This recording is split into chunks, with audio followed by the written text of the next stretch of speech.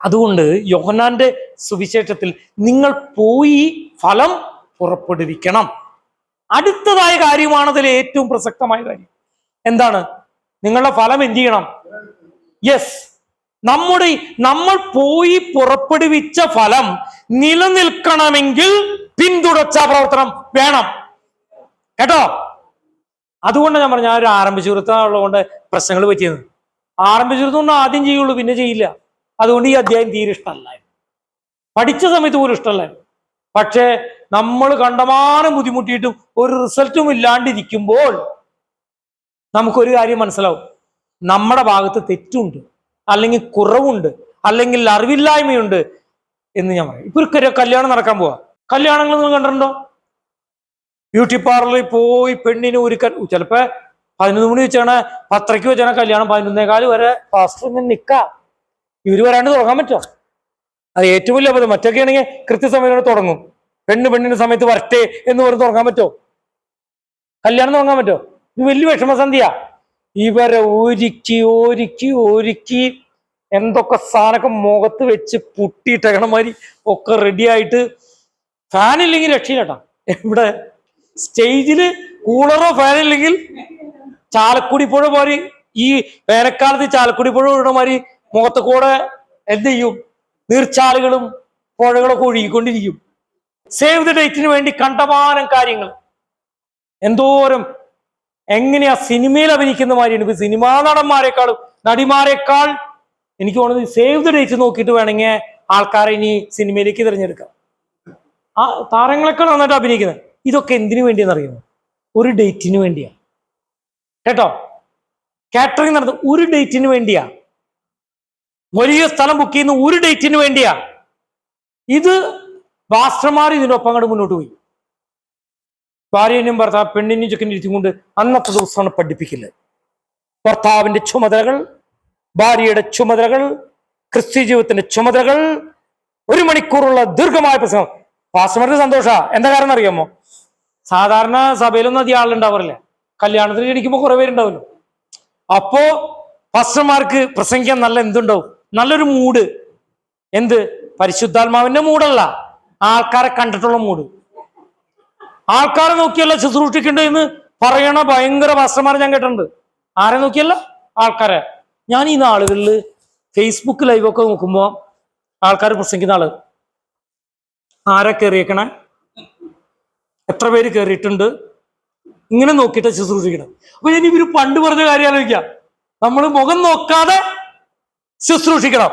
ഇന്ന് ഫേസ്ബുക്കില് ലൈവില് വന്നവരെ നോക്കി എത്ര പേര് വന്നിട്ടുണ്ട്, ആര് കയറിയിട്ടുണ്ട്, കമന്റില് പ്രൈസ് ദി ലോർഡ് ആണോ, ഗ്ലോറി ആണോ, ആമേൻ ആണോ, എവിടുന്നാണ് അയച്ചേക്കണേ, പണക്കാരായിരിക്കുന്ന ആരാണോ കയറിയണേ, എവിടുന്നാ കയറിയണേ, UK നിന്ന് കയറിയിട്ടുണ്ടോ, അവിടുന്ന് കയറിയിട്ടുണ്ടോ, ഇത് നോക്കിയിട്ട് ശുശ്രൂഷിക്കണം. ഞാൻ നുണ പറഞ്ഞല്ല, സത്യമായ കാര്യമാണ് ഞാൻ പറയുന്നത്. അപ്പൊ ഞാൻ പറഞ്ഞു വന്നത് എന്താ അറിയാമോ? ഈ കല്യാണത്തിന് വേണ്ടി ഇതിനു വേണ്ടി ഒത്തിരി പൈസകളൊക്കെ ചെലവഴിക്കുക. പാസ്റ്റർമാർ വിചാരിക്കുന്നത് ഈ 1 മണിക്കൂർ കൊണ്ട് നന്നായി പിന്നെ ഒരു പ്രസംഗം നടത്തി കഴിഞ്ഞാൽ ഓ പാസ്റ്റർ അടിപൊളി, ഇവരുടെ ജീവിതം അടിപൊളിയാണെന്നുള്ളത് അവരുടെ വീട്ടിൽ നോക്കണം. കല്യാണം കഴിഞ്ഞിട്ട് 1 കൊല്ലത്തുമ്പോൾ ഡൈവോഴ്സ് നടക്കുന്ന കേസിൽ എന്തോരം വലിയ അടിപൊളി നടക്കണ്ടാവും. ശരിക്കും അടിയും പൊളിയും നടക്കണ്ടാവും. അടിപൊളി എന്നുള്ള വാക്കിന്റെ അർത്ഥം ലാംഗ്വേജിന് പ്രത്യേകത ഉണ്ട്. ഈ വാക്കുകളുടെ അർത്ഥമൊക്കെ മാറി പോകും. അടിപൊളി എന്ന് പറഞ്ഞാൽ അസല എന്നർത്ഥം. ശരിക്കും അടിപൊളി എന്ന് പറഞ്ഞാൽ അടിയും പൊളിയും. അപ്പൊ ഞാൻ പറഞ്ഞത് അടിപൊളിയായിട്ടാണ് നടക്കുന്നത്. അതിന്റെ കാരണം എന്താ അറിയാമോ? ഈ പാസ്റ്റർ എന്ത് ചെയ്യണമെന്നറിയോ? പ്രസംഗിക്കാൻ വിളിച്ച പാസ്റ്റർ എന്നറിയോ? ആദ്യത്തെ 1 കൊല്ലത്തിൽ എല്ലാ ആഴ്ചയും ഇവർ വിളിച്ചിട്ട് എന്ത് പറയുന്നു മോളെ, എന്ത് പറയുന്നു മോനെ, പ്രാർത്ഥിക്കുന്നില്ലേ, അല്ലെങ്കിൽ ബൈബിളൊക്കെ നോക്കണം, ബൈബിൾ ക്ലാസ്സിലൊക്കെ പോകാറുണ്ടോ, അതോ ഫുൾ ടൈം ജോലി? ചർച്ച ഇല്ല, ഞങ്ങൾ ഹണിമൂണിന് ഇവിടേക്ക് പോയി, മറ്റേ സ്ഥലത്ത് ഇങ്ങോട്ട് പോയി, ഇന്ന രാജ്യങ്ങളൊക്കെ ഞങ്ങൾ സഞ്ചരിച്ചു ഒക്കെ ശരി. അല്ല, നിങ്ങൾ സഭയിൽ പോയോ? ജോലി പുള്ളിക്ക് ഇവിടെ അടുത്തില്ലാന്നേ. ഇത് 1 കൊല്ലം ചോദിച്ചെങ്കിൽ ഞാൻ സമ്മതിക്കാം. പറഞ്ഞു മനസ്സിലായോ? അപ്പൊ അതൊരു ദിവസത്തെ ഈവന്റും വിവാഹ ജീവിതം എന്ന് പറയുന്നത് ഒരു പ്രോസസ്സുമാണ്. പറഞ്ഞു മനസ്സിലായോ? അതുകൊണ്ട് വിവാഹ ജീവിതത്തിൽ അവരുടെ പുറകെ എന്ത് അവരുടെ മണിയറ ചെന്ന് നോക്കണമല്ല ഞാൻ പറയണേ, കട്ടുറുമ്പായി നിൽക്കണ കാര്യമല്ല പറയണേ. അവര് ഒരു ക്രിസ്തീയ ജീവിതം നയിക്കുന്നുണ്ടോ, ആത്മീയ ജീവിതം നയിക്കുന്നുണ്ടോ എന്ന് ചോദിക്കാനുള്ള ഉത്തരവാദിത്വം നമുക്കുണ്ട്. അത് പിന്തുടർച്ചാ പ്രവർത്തനത്തിൽ വരുന്ന കാര്യം. കല്യാണത്തോടുള്ള ബന്ധത്തിലാണ് ഞാൻ പറഞ്ഞത്. ഇവിടെ ഞാൻ പറയാൻ ആഗ്രഹിച്ച കാര്യം, നമ്മൾ വായിച്ചത് ഒരു ഭൗതിക ശിശു ജനിച്ച് പെറ്റിട്ട് കഴിഞ്ഞിട്ട് പോകുന്നവരുണ്ട്. ഞാൻ പറഞ്ഞതിന്റെ അർത്ഥം നിങ്ങൾക്ക് മനസ്സിലായി? അതായത് പ്രായത്തിനനുസരിച്ച വണ്ണവും പൊക്കൊക്കെ നമുക്ക് വേണം, മനസ്സിലായോ? അതനുസരിച്ച് വളർച്ച നമുക്ക് ആവശ്യമാണ്, ആത്മീയ വളർച്ച. ഇതുപോലെ തന്നെയാണ് എന്ത് ചെയ്യേണ്ടത് സഭയിലുള്ളവര്. അതുകൊണ്ട് പൗലോസ് വന്ന് ചോദിക്കുന്നത്, അയ്യോ പ്രായം നോക്കിയാൽ നിങ്ങൾ ആരാവേണ്ട സമയമായി? ഉപദേശം. നിങ്ങൾ ഇപ്പോഴും എന്താ ചെയ്യണേ? പാല് കുടിക്കുക. നിങ്ങൾ ചിന്തിച്ചു നോക്ക്, ഞാനിപ്പോ ഇവിടെ നിന്ന് മുട്ടുകാലിൽ അഴിയണ, നമ്മുടെ സഭയിലുള്ളവരൊക്കെ മുട്ടുകാലിൽ അഴിഞ്ഞ ഇവിടെ നടക്കണമെന്ന് വെച്ച് കഴിഞ്ഞാൽ എന്തായിരിക്കും എന്റെ കാര്യം? നിങ്ങൾ ചിന്തിച്ചു നോക്കിയേ. ആത്മീയ മുട്ടുകാലിൽ അഴിയുന്നവരാ എന്താ കാരണം? ശിഷ്യത്വ പരിശീലനം നടത്താത്തത് കൊണ്ടാ. അപ്പോൾ നമുക്ക് ഇപ്പൊ നിങ്ങൾക്ക് ഏകദേശം മനസ്സിലായി പിന്തുടർച്ചാ പ്രവർത്തനത്തിന്റെയും ശിഷ്യത്വ പരിശീലനത്തിന്റെ അനിവാര്യത. നമുക്ക് പെട്ടെന്ന് വായിച്ചു നോക്കാം. ഒന്നാമത്തെ കാര്യം, അപ്പൊ ഞാൻ പറഞ്ഞു വരുന്നത് അറിയാമോ? ശിശുക്കൾ ജനിക്കുമ്പോൾ എന്ത് ചെയ്യണം? ആ കുഞ്ഞിനെ നോക്കാൻ അമ്മയ്ക്ക് എന്തുണ്ട്? കടപ്പാടുണ്ട്, ഇല്ലേ? ഈ ആലപ്പുഴയില് ഒരു പെണ്ണ് പ്രസവിച്ചു കഴിഞ്ഞ് കുഞ്ഞിനെ പ്രസവിച്ചു കഴിഞ്ഞപ്പോ തന്നെ കുഞ്ഞിനെ എടുത്തും കൊണ്ട് എവിടേക്കിട്ടു? ചവറ്റുകൊട്ടയിലിട്ടു. പത്രത്തിലൊക്കെ വാർത്ത, ക്രൂരയായ അമ്മ, അങ്ങനെ ഇങ്ങനെ. ഈ സ്ത്രീക്ക് ഒരു മാനസിക രോഗമായിരുന്നു. കുഞ്ഞിനെ വളർത്താൻ പേടി.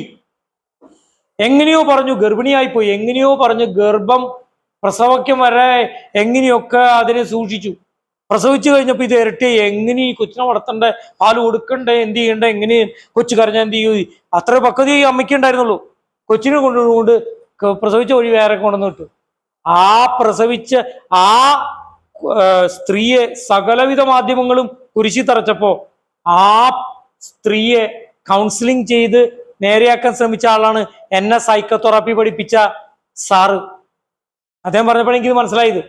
ഒരു കുഞ്ഞിനെ വളർത്തേണ്ടത്, അതിന് നമ്മൾ ടെൻഷൻ വേണ്ട, അതിന്റെ കാര്യങ്ങൾ പറഞ്ഞു മനസ്സിലാക്കേണ്ടതായ ഉത്തരവാദിത്വം അമ്മയ്ക്കോ അല്ലെങ്കിൽ അപ്പനോ അല്ലെങ്കിൽ പ്രായമുള്ളവർക്കോ ഡോക്ടർക്കോ ഉണ്ട് എന്നുള്ള സത്യം ശരിയല്ലേ? അപ്പൊ അതുപോലെ നമ്മൾ വഴി വിശ്വാസത്തിലേക്ക് വരുന്ന ഒരു വ്യക്തിയെ, ആ വ്യക്തിയെ എന്ത് ചെയ്യണം? നമ്മള് വളർത്തണം. അപ്പൊ അതിനോടുള്ള മാർഗമാണ് നമ്മൾ ഇവിടെ പറയുന്നത്. അത് എന്തൊക്കെ ചെയ്യണം? മായമില്ലാത്ത പാല് മാത്രമല്ല, അതുകൊണ്ടാണ് ഈ ശിഷ്യത്വ പരിശീലനത്തിൽ ഇത്രയും ഓരോരോ ക്ലാസ്സുകൾ വന്നത്. എന്താണ് വചനം, എങ്ങനെയാണ് അനുസരണം, ഒക്കെ ഇതിൽ എഴുതിയിട്ടുണ്ട്. അങ്ങനെ 1 by 1 ആയി വരുന്നത്. അപ്പൊ ഞാൻ പറഞ്ഞു വരുന്നത് എന്താ അറിയാമോ? കർത്താവ് ആഗ്രഹിക്കുന്നത് പോയി ഫലം പുറപ്പെടുവിക്കണമെന്നും ഫലം നിലനിൽക്കണമെന്നും. ഓക്കെ, അതുകൊണ്ട് നമ്മൾ അത് ചെയ്യാനായിട്ട് ബാധ്യസ്ഥരാണ് എന്ന് പറയുന്നു. ഞാൻ ചോദിക്കട്ടെ, പൗലോസ് ലീഗ പറയുന്നു ഞാൻ ജനിപ്പിച്ച, അങ്ങനെ പറയുന്നുണ്ട്. അതുകൊണ്ട് പൗലോസ് ലീഗ അങ്ങനെയുള്ളവർ പിന്നെയും പിന്നെയും കത്തെഴുതുകയും പിന്നെയും അന്ന് കാലത്ത് ഫോണില്ല, കത്തുകളേ ഉള്ളൂ. പിന്നെ മുഴുവൻ പ്രാർത്ഥിക്കുക തന്നെ ചെയ്യുന്നത്. പ്രാർത്ഥിച്ച് അവർക്ക് വേണ്ടി നിരന്തരം പ്രാർത്ഥിച്ച് നിരന്തരം അവർക്ക് വേണ്ടി ലേഖനങ്ങൾ എഴുതി അവരെ ചെന്ന് കണ്ട്. പൗലോസിന്റെ സ്വഭാവം അത് അങ്ങേയറ്റം മാതൃകാപരമാണ് പല കാര്യത്തിലും. ഇനി അപ്പൊ നിങ്ങൾക്ക് ഏകദേശം ധാരണയായി എന്തെന്ന്. സുവിശേഷം അറിയിക്കുക എന്ന് മാത്രം പോരാ, അങ്ങനെയുള്ളവർ എന്ത് ചെയ്യണം? പിന്തുടർച്ചാ പ്രവർത്തനത്തിലേക്ക് നമ്മൾ കൊണ്ടുവരണം. എന്ന് പറഞ്ഞാൽ അവര് പക്വത പ്രാപിക്കണം. എഫെസ്യ ലേഖനത്തിൽ പറയുന്നു, സഭയിൽ 1ാമത് അപ്പസ്തോലൻ, 2ാമത് പ്രവാചകൻ, പിന്നെ സുവിശേഷകൻ, ഇടയൻ, ഉപദേഷ്ടാക്കൾ എന്നുണ്ട്. ഇതെന്തിനു വേണ്ടിയാ? അതിലെഴുതിയിട്ടുണ്ട്, സഭയ്ക്ക് മെച്യൂരിറ്റി കിട്ടാൻ. സഭയ്ക്ക് എന്ത് കിട്ടാൻ? മെച്യൂരിറ്റി, പക്വത കിട്ടാൻ. ഒരു കുഞ്ഞ് വളർന്നു വരുമ്പോൾ ആ കുഞ്ഞിന് മായമില്ലാത്ത പാല് മാത്രം കൊടുത്താൽ പോരാ, അതിന് സെറിലാക്ക് കൊടുക്കണം. അത് കഴിഞ്ഞ് എന്ത് കൊടുക്കണം? അത് കഴിഞ്ഞ് ഇറച്ചിയിൽ എല്ലൊക്കെ മാറ്റി വെച്ച് ഇറച്ചി മാത്രം ഇങ്ങനെ എടുത്ത് മീനിന്റെ കഷ്ണത്തിന് ഇത് കൊടുത്ത് മുട്ട വറുത്ത് അതിന്റെ ഒരു ചെറിയ ഭാഗം കൊടുത്ത് അതിന് കഴിക്കുന്നത് കൊടുത്തു കഴിഞ്ഞിട്ട് അമ്മമാര് നോക്കും, പിറ്റേ ദിവസം അപ്പിയിടണം നോക്കും. അപ്പിയിടണേല് ഇറച്ചി കഷ്ണം കിടക്കണ്ടോ നോക്കും. ഇതൊക്കെ ഞാൻ പറയുന്നത് നിങ്ങൾക്ക് ചിരി വരും, പക്ഷെ സത്യത്തിൽ ഇത് സത്യമായ കാര്യമാണ്. എൻ്റെ അമ്മ എൻ്റെ ചേച്ചിയുടെ ചേച്ചി പ്രസവിച്ചു കഴിഞ്ഞപ്പോ കൊച്ചിനെ വളർത്താൻ ആദ്യം നമ്മുടെ വീട്ടിലാണല്ലോ കുറച്ചാൾ നിൽക്കുക. അപ്പൊ കൊച്ചിങ്ങനെ വളരുന്ന സ്റ്റേജിൽ കൊച്ചിന്റെ അപ്പി എങ്ങനെയാന്ന് നോക്കും, ദഹിച്ചിട്ടുണ്ടോ, ദഹിച്ചിട്ടുണ്ടെങ്കിൽ കുറച്ച് അങ്ങനെ അങ്ങനെ. എന്തിനത് ദഹിക്കാൻ പാകത്തിനെ കൊടുക്കാൻ പാടുള്ളൂ എന്ന് പറഞ്ഞാൽ വളർച്ച എന്ന് പറയുന്നത് സിമ്പിൾ അല്ല. കൊച്ച് എഴുന്നേക്കോ, കൊച്ചു നടക്കുമോ, കൊച്ചു കൂടുതൽ ഭക്ഷണം കഴിക്കുമോ, കൊച്ചിന് ആരോഗ്യം വരുന്നുണ്ടോ? ചിലർക്ക് ഭയങ്കര പേടിയാ. ഇത്ര മാസത്തിൽ ഡോക്ടർ അടുത്ത് പോകുമ്പോൾ ഡോക്ടർ എന്ത് ചെയ്യും? ആദ്യം തന്നെ കൊച്ചിനെ അത് കയറിയുന്നേ, ഏതിൽ കയറിയുന്നേ, എന്തിനത് വെയിറ്റ് നോക്കണേ? ശരിക്കും ഇത്ര വയസ്സിൽ ഇത്ര വെയിറ്റ് വേണം. എന്താണ് പിന്തുടർച്ചാ പ്രവർത്തനം? വായിച്ചേ.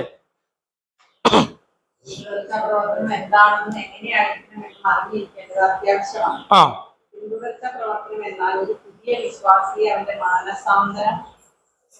പരിവർത്തനം മുതൽ സാധാരണ ക്രൈസ്തവ ജീവിതം സ്ഥാപിക്കപ്പെടുന്നത് വരെ തുടർച്ചയായി ശ്രദ്ധിക്കുന്നതിന് വേണ്ടിയുള്ള സമർപ്പണ പ്രക്രിയ. 1 കൊരിന്ത്യർ 4:15 വായിച്ചേ. നിങ്ങൾക്ക് ക്രിസ്തുവിൽ 10,000 ഗുരുക്കന്മാർ ഉണ്ടെങ്കിലും പിതാക്കന്മാർ ഏറെയില്ല. ക്രിസ്തുയേശുവിൽ ഞാനല്ലോ നിങ്ങളെ സുവിശേഷിക്കാൻ. നിങ്ങൾ ശ്രദ്ധിക്കണം, പല വിധത്തിലും പല സുവിശേഷങ്ങൾ കേട്ടേക്കാം, അല്ലെങ്കിൽ പല മീറ്റിങ്ങിൽ പോയേക്കാം. എന്നാൽ അവസാനം ചിലപ്പോൾ രക്ഷിക്കപ്പെടുന്ന ഒരു വ്യക്തിയിലായിരിക്കാം. അതുകൊണ്ടാണ് പറയുന്നത്, ആ വ്യക്തിയായിരിക്കും കൃത്യമായി പറഞ്ഞു കൊടുത്തിരിക്കുന്നത്. ആ വ്യക്തിയെ സംബന്ധിച്ച് നമുക്കൊരു ഉത്തരവാദിത്വം ഉണ്ടെന്നും ഞാനാണ് എന്ന് പൗലോസ് ഉറപ്പിച്ച് പറയുന്ന ഭാഗമാണ് നമ്മുടെ സമർപ്പണ പ്രക്രിയ എന്ന് ഓർമ്മിപ്പിക്കാനുള്ളത്. ഇനി വായിച്ചെടുത്ത് പുതിയ വിശ്വാസിയുടെ മാനസാന്തരം മുതൽ ശ്രദ്ധിച്ച് അതിനുവേണ്ടി സമയം അർപ്പിക്കുന്നതിലൂടെ അവന്റെ വളർച്ചയുടെ ഉത്തരവാദിത്വം ഏറ്റെടുക്കും. എന്ന് പറഞ്ഞാൽ ഒരു വ്യക്തി കർത്താവിലേക്ക് വന്നു കഴിഞ്ഞാൽ ആ വ്യക്തിയെ ആത്മീയമായിട്ട് വളർത്തുന്നതിന്റെ ഉത്തരവാദിത്വം സുവിശേഷം അറിയിക്കുന്നവർക്കോ അല്ലെങ്കിൽ അതിന് നിയോഗിക്കപ്പെട്ടവർക്കോ ഉണ്ട്. അത് ചെയ്തിരിക്കണം. ആ ഉത്തരവാദിത്വത്തിന് സമയത്തിന്റെ ആവശ്യമുണ്ട്, പല കാര്യങ്ങളുടെ ആവശ്യമുണ്ട്. അത് നമ്മൾ ശ്രദ്ധിക്കണം. ആ ഉത്തരവാദിത്വം നമുക്കുണ്ട് എന്നാണ് അവിടെ പറയുന്നത്.